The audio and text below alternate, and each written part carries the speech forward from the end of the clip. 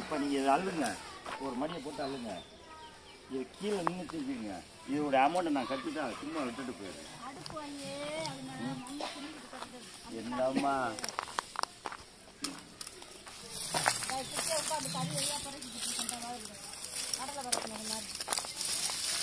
குறைக்கு புண்ணியம் இல்லையே, அதில் மட்டும் தூவி அந்த பட்டையை கருக்கையும் போகிறதுல கெடுத்து போடுது.